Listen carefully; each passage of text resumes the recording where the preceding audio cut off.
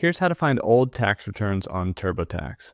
So we need to go to our tax home. That's in the sidebar at the very top. When we click on that, we're going to be on a page that should look like this.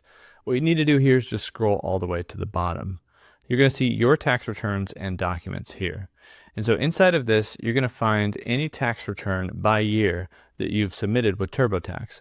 So this goes back years and years. I have a lot of the numbers hidden here, so mine might look a little different, but yours is probably going to say 2024, 2023, or 2023, 2022, etc.